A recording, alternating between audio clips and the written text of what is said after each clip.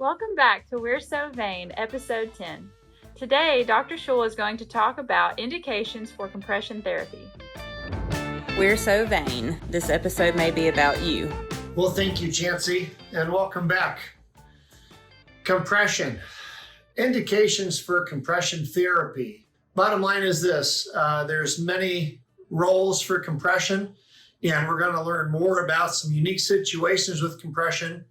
But I just want to give everybody the understanding that compression is not something you just go to Amazon and find something that looks right. It needs to be a proper fit. It needs to be the right dose. It needs to be really the right garment for the indication. So just to talk about the indications, anything vein related, whether it's a varicose vein treatment, whether it's a blood clot, whether it's prevention, anything to do with veins, there's a role for compression. And it really does matter when you're thinking about compression to see someone who's an expert who deals with a lot of compression, who's got a lot of experience with compression so that you can get the appropriate advice for what stocking might be best for you. Think about other indications, occupational swelling. This is something that was identified through testing healthcare workers in a town in Italy where they walked in and they stood in a basin so they could measure that water displacement. Then they came back at the end of their shift and looked at the difference. Whether they had a vein problem or not, it turns out statistically they all had increased volume in their legs as the day progressed. This is called occupational swelling. And it's what we see in patients that do a lot of sitting or standing. And it's something that a properly fitted garment can do a lot of good in helping prevent people from developing swelling that, in all honesty, shouldn't be normal, but it can be part of what we have when we've got sitting and standing jobs where we're not squeezing our calf pump to get blood back up to the heart. These are the things we learned in episodes 1 and 2. Now, another indication for compression, and one of the fun things that a lot of research has been done in, is fitness. If you've ever watched an Ironman competition, you're seeing all kinds of compression garments on these athletes.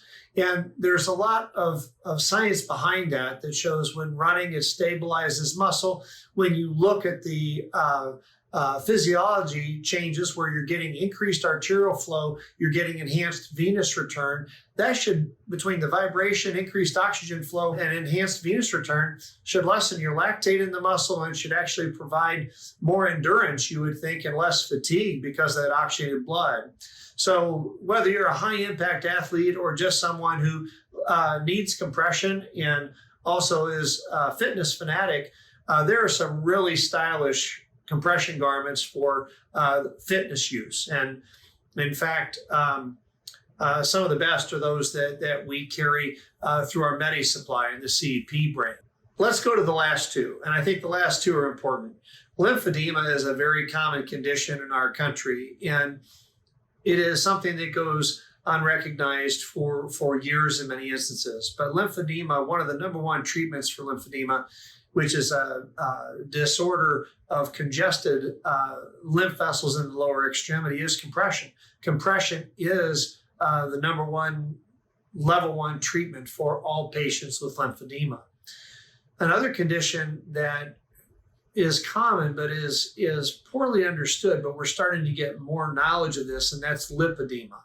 Lipedema is a hereditary predisposition to have fatty deposits in the lower extremities, the buttocks, and arms, as well as the back.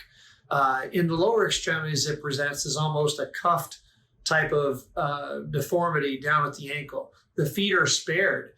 Patients feel like their legs are constantly swollen, but it's that cuffing, if you will. The leg comes down kind of slender and then cuffs, and then the ankle's got zero swelling.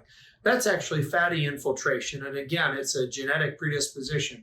Recent guidelines have suggested early intervention with compression can help mobilize some of the proteins and some of the processes that are being deposited. So I believe that when it comes to lower extremity swelling of any sort, it's really not a normal phenomenon. And anytime we have swelling, we should consider compression.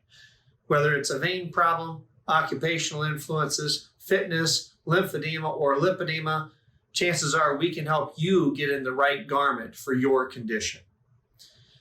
You're going to hear another episode on compression before we start switching gears, but the next one will be about unique situations with compression where we have to kind of think out of the box. So until next time, thank you very much.